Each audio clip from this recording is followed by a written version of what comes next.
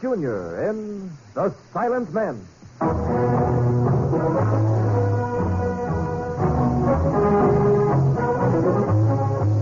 The National Broadcasting Company proudly presents Douglas Fairbanks' production of The Silent Men. Transcribed stories of the undercover operations of the special agents of every branch of our federal government and their relentless fight against crime. Now here is Douglas Fairbanks. Under our free enterprise system in America, we have set a standard of living that is envied by most nations of the world. Valuable contraband that slips into the country undeclared can shake this standard. Our only defense against such damage is the silent men, special agents of the law enforcement divisions of the United States government. The detection and apprehension of smugglers is their life work.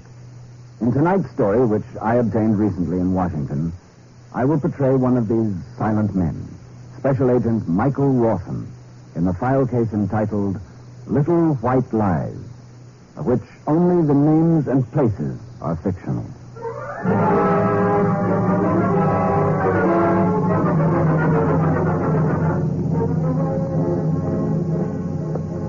Started with a very nervous man who was waiting outside an office door of division headquarters for the Port of New York one morning in March. You, Mr. Rawson? Yes, you waiting for me? Yeah, one of the guards told me to see you. Oh. Well, come in. Sit down. Thanks. Well, what's on your mind, Mr. Lewis? Raymond Lewis. Mm-hmm. I'm a clerk in the jewelers exchange over on the Lower East Side. Uh-huh. I feel kind of funny about this, about coming here. But you have some information about contraband, is that it? Yeah. Well, what's the nature of the contraband? Diamonds? Look, maybe I'm making a mistake. I mean, I just happened to overhear some talk. Maybe there's nothing to it. Well, let us find out whether there is or not, huh? What did you hear? Just a couple of fellas talking in a cafeteria near the exchange. I heard one of them say he'd gotten a top-quality blue white he wanted to get rid of in a hurry. He said it was just off the boat. And you say which boat? No. He mentioned that the stone had been smuggled in? No, but I know it was. How? By the way they talk. I can't explain that. Go ahead. Well, the fellow said the stone was worth about $10,000 in today's market. Just one stone? Yeah. Oh, that must be a beauty. And then one of the other men asked him who he got the stone from. He said, Newbold. Then the third man sort of shook his head and said, he's a smart operator. I don't know how he gets them by. I see. Newbold. Yeah, that's the name they mentioned. They mention anybody else beside Newbold? No. These men, had you ever seen him before? No. Would you know him if you saw him again? Well, yeah. I don't want to get mixed up in anything. I got a family. Don't worry. You'll get complete protection. Now, you take this card. If you ever see any of these men again, call this number right away. Try to keep the men in sight unless you think they know that you're watching them. I understand. If there is anything behind your story and we seize contraband and make an arrest, you'll be in for a pretty good reward. Reward? Yeah. Uncle Sam pays off on good information from a reputable citizen. If we uncover an illegal shipment, it'll be seized and you'll be entitled to 25% of its value. I didn't know that. A lot of people don't. Thanks. Yeah, thanks a lot. Thank you.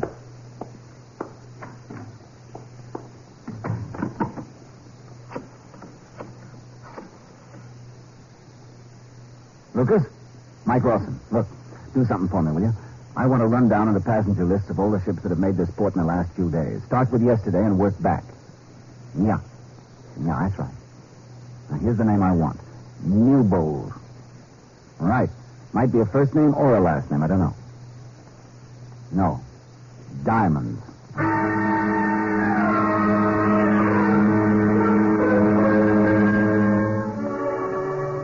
It took a couple of hours, but they found it. A man named Hans Newbold had cleared the port less than 48 hours before my check. He entered on the Philippe, a liner of French registry, but his passport was issued in Amsterdam. His occupation? Diamond merchant. I checked with inspection at the pier. Yeah, I know the guy, Mike. I checked him through myself. I've checked him through lots of times. Sounds like he comes through often. Every few months. About 4 times a year. Want to see his declaration? You got him handy? Oh, I had him dug out after you called. The last few, anyhow. They're over here. The guy always seemed legitimate to me. Well, he may be. I'm working on a sort of slim tip. Huh. Sure declared a lot of ice. Well, it's his business. Ever find anything he didn't declare? No, he's always listed every piece. Values he sets on them are always close to our appraisal, too. He never squawks about paying the duty. Ever given him a good shakedown? Oh, sure. We comb him out every once in a while. You comb him out this time? No, just a casual. Well, when and if he comes through here again, make sure he gets the full treatment, will you? You bet, if you say so. This is his full declaration for this last trip, is it? It's all there. Best piece he brought through is evaluated at $2,700. Anything wrong with that? Well, plenty if my source of information heard right. I'm looking for a piece he didn't declare with a market value of $10,000.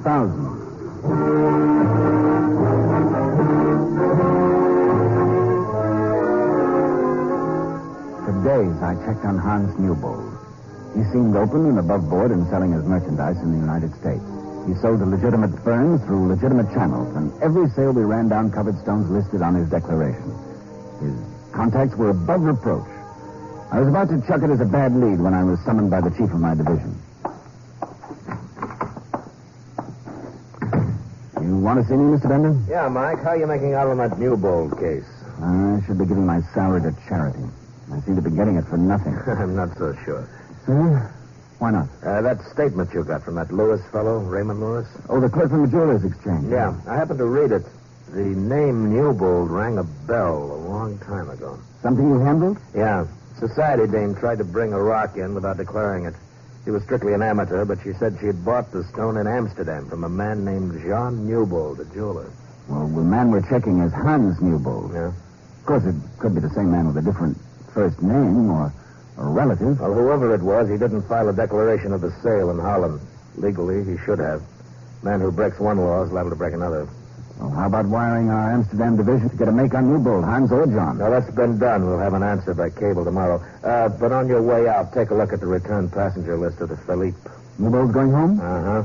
Now, don't let it throw you. We got nothing to hold him on anyhow. Well, maybe we'll get something the next time round. He's been crossing the ocean a lot lately. We'll be back.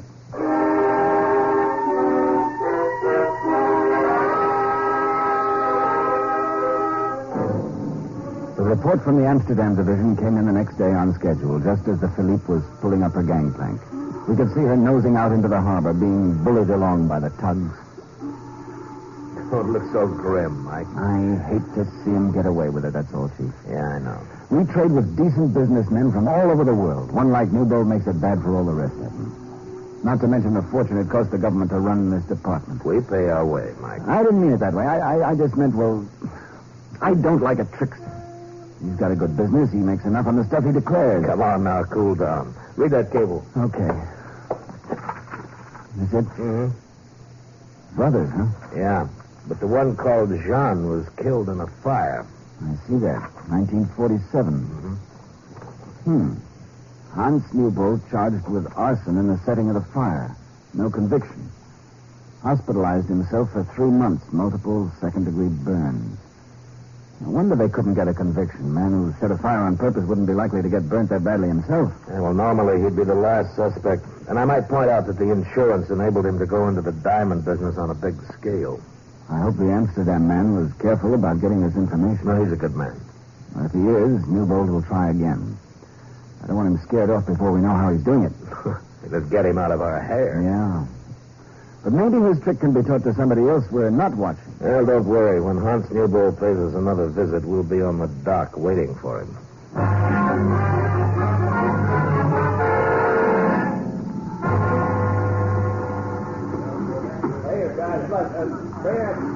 They're starting to come off the ship now, Sid. Make sure you don't let anything get by. I won't, Mike. Don't inspect him here. Take him into the special shakedown room. Mike and I will watch through the one-way mirror. Okay, Mr. Bender, but no matter how long I work here, that room always gives me creep. Why? Well, that mirror you look through from the next room Looks like an ordinary mirror on my side. I feel funny knowing that somebody can be behind there watching me, but I can't see them. We just don't want Newbold to know everybody who's in on this party.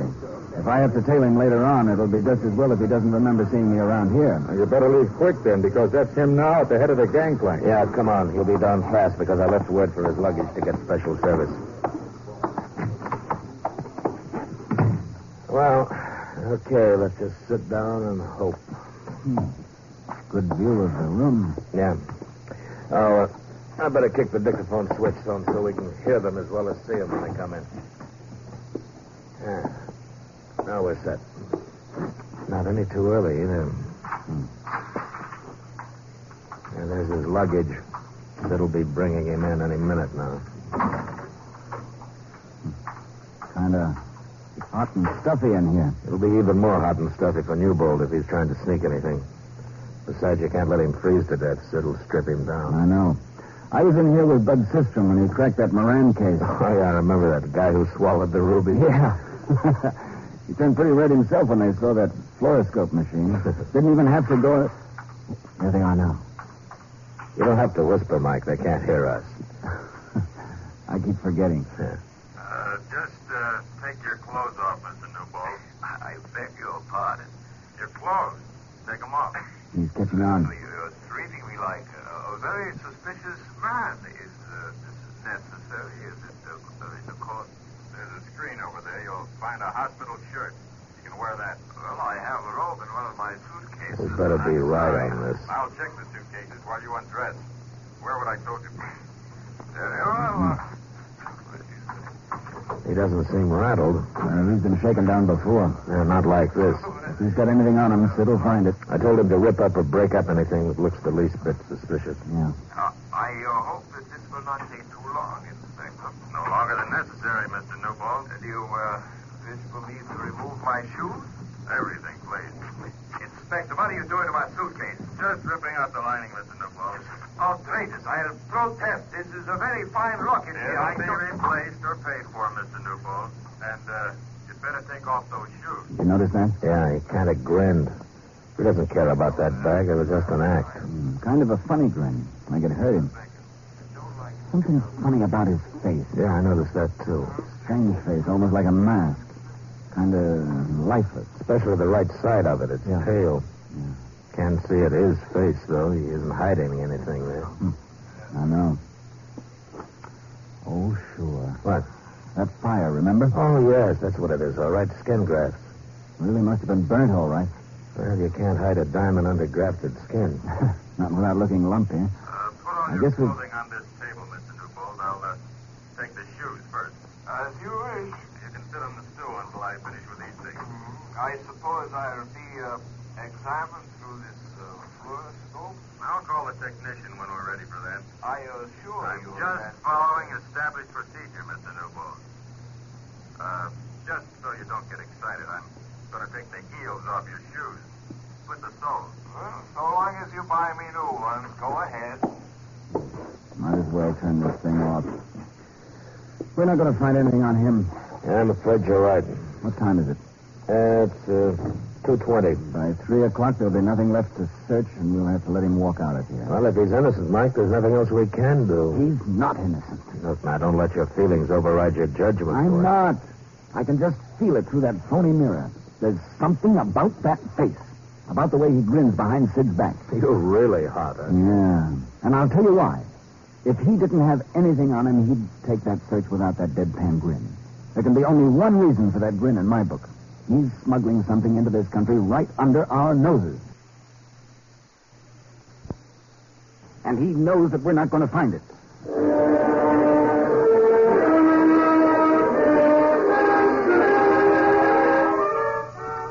The search ended the way we expected it to end, with Newbold walking out into the streets a free man.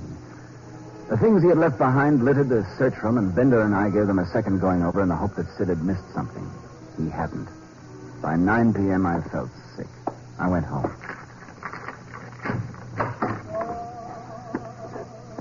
That you, Mike? Yeah, honey. I was wondering where you were. Got stuck on something. Where are the kids? In bed. It's after 9. Did you eat? I'm not hungry. Oh, I can fix you something. No, thanks, honey. Is anything wrong? I'm just tired. What have you been doing? Just playing some records. Oh, there's some man wants you to call him. Who? Well, he wouldn't leave a name, just a number. It's on the phone table there. Oh, thanks. I'm sorry about dinner and the game, honey. I should have called. If you ever did, I'd faint. I better turn this thing off. Is this the number? Yes, it's...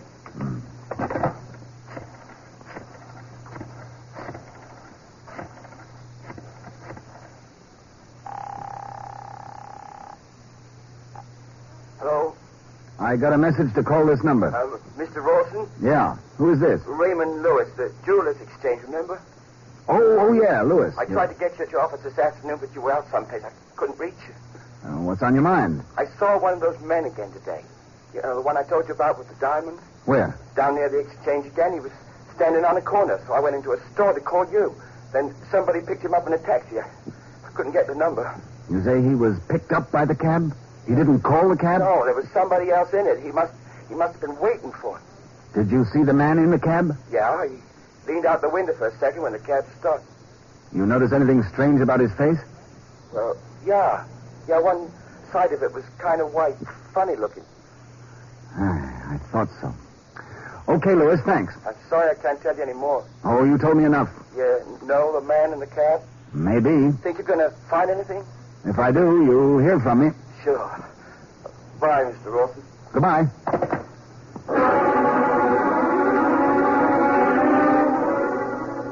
We kept digging on Hans Newbold, in America and in Amsterdam.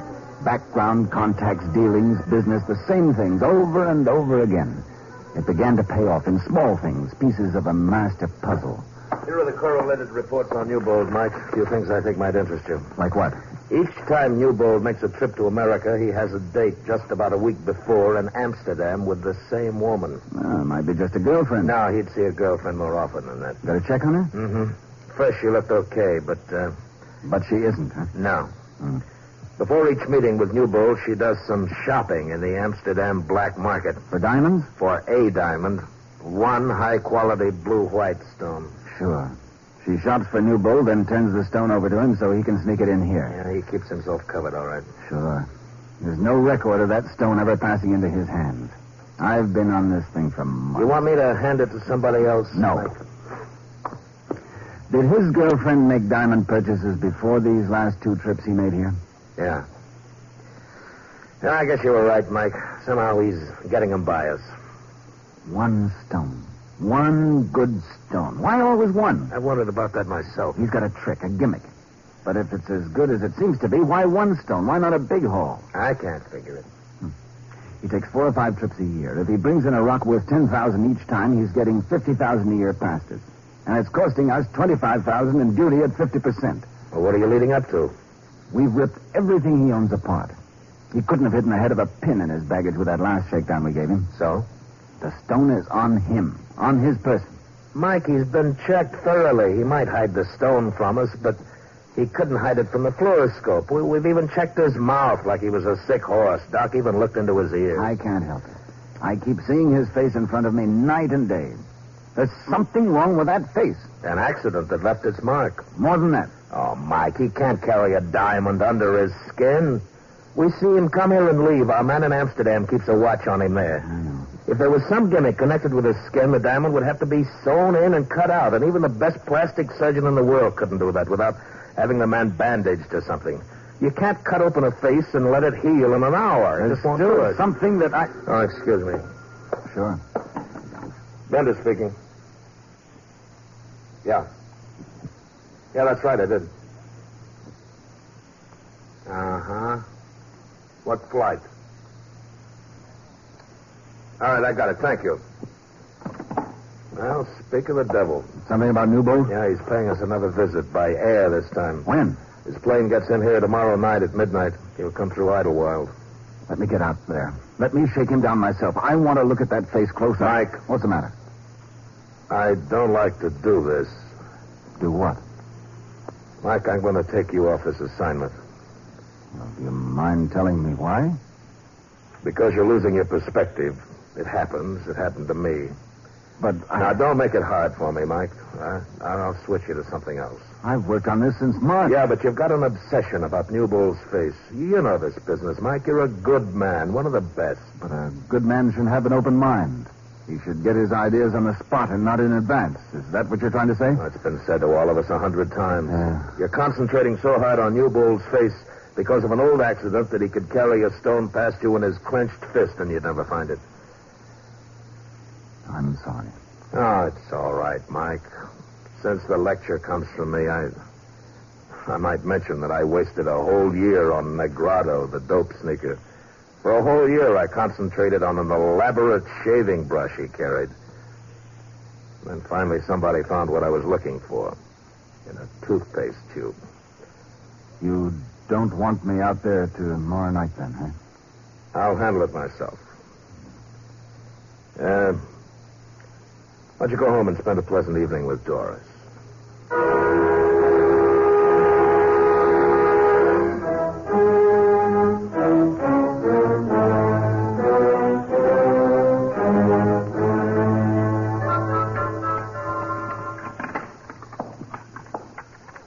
You want me to dry those, honey? No, I'm just going to let them drain. I'm almost finished. Did you look at the children? Yeah. Sound asleep already. I wish I could sleep like that. I wish you could, too. You were up about 5 times last night. I didn't know I disturbed you. I'm sorry. Something's eating you, Mike. What is it? Nothing, really. What time is it?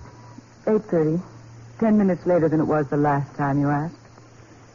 You going someplace? No. Well, I'm finished here. Good. Harry and Charlotte coming over? No, he has his Naval Reserve meeting tonight. Come on, let's go into the living room. Darling, I could call Mother and ask her to come over and sit. We could go to a movie. No, I'd rather not tonight. Well, sit down and relax. You're always in such a stew. I'm just trying to think of something. It keeps getting away from me. Anything I can help with? No, I'm afraid not. How about some music? That'd be nice.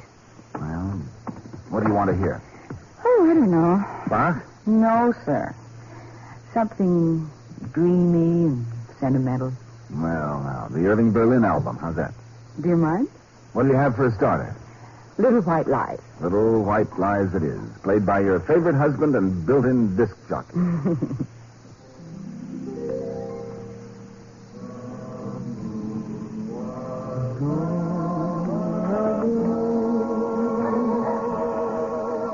And heaven was in your eyes.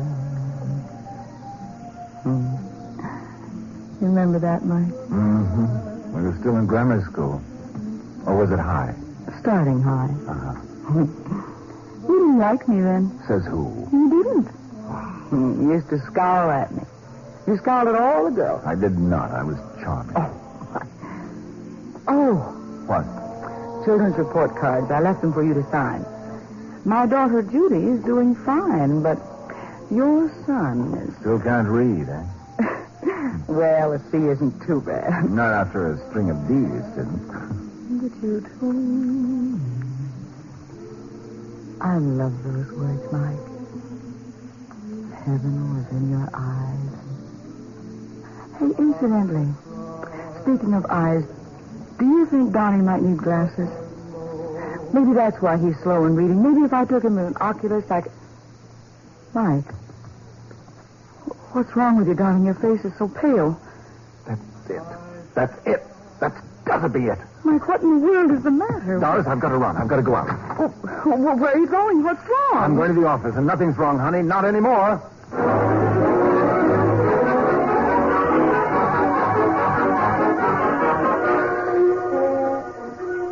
I reached the office at 9:30. It gave me 2.5 hours before Newbold's plane would hit the landing strip at Idlewild. I checked a few things so I'd know where to get the information I needed. Then I placed a transatlantic call to the police in Amsterdam, Holland. I asked for a complete rundown on the hospital record of Hans Newbold. It took almost 2 hours before they got back to me, but the answer was right. I came out of the building on the run and jumped into a moving cab. Newbold's plane had just started to unload at the international enclosure when we barreled through the gate.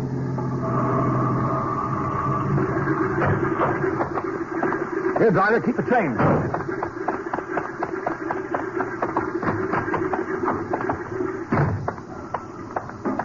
Hi, Chief. I thought I gave you the night off, Mike. You'll be glad I didn't take it. Where's Newbold? I'm in the shakedown room. I'm waiting for an inspector. Never mind the inspector. Get a doctor. You know what you're doing, Mike? I know. All right. Doc!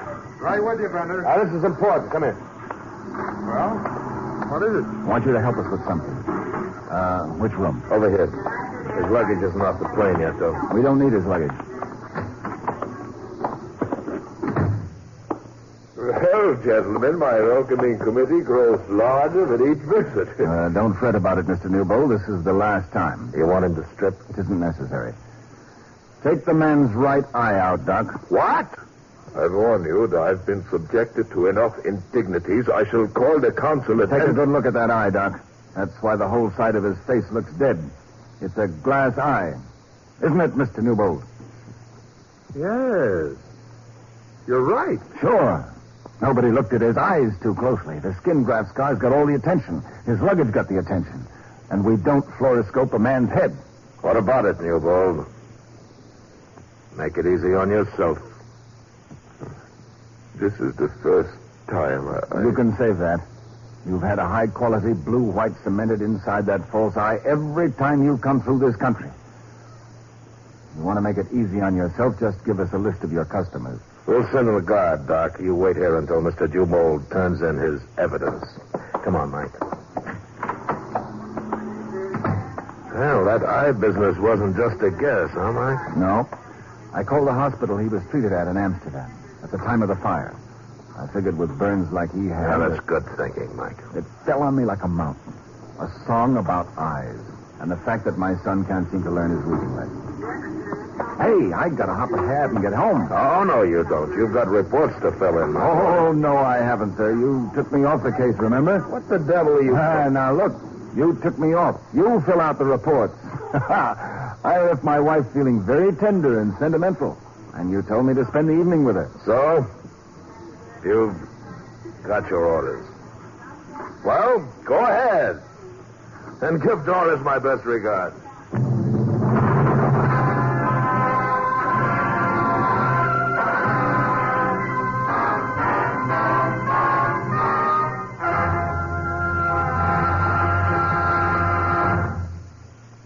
This is Douglas Fairbanks again.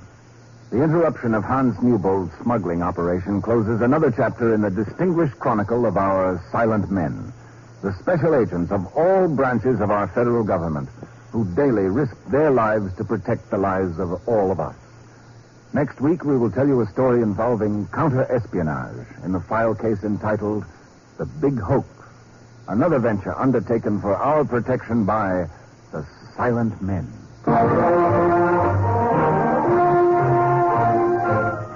The Silent Men is produced and directed by Warren Lewis. Tonight's case was written by Joe Murcott and transcribed in Hollywood. Only the names and places were fictional.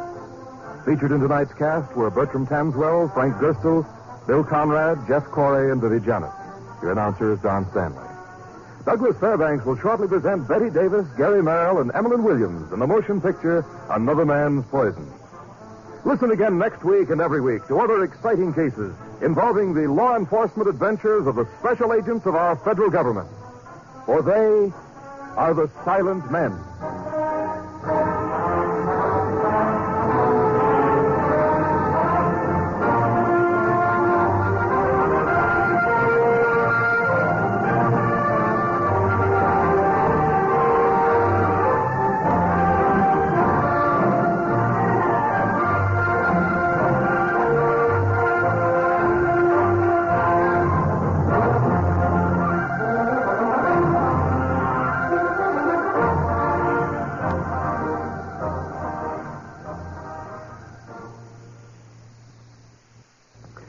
Three chimes mean good times on NBC. There's stellar listening today on this NBC station, so keep tuned here. In just 30 minutes, The Big Show will feature Fred Allen, Vera Lynn, Betty Hutton, Tony Bennett, and your charming hostess, Tallulah Bankhead, with Meredith Wilson directing the orchestra and chorus. Next, listen for Tales of the Texas Rangers on NBC.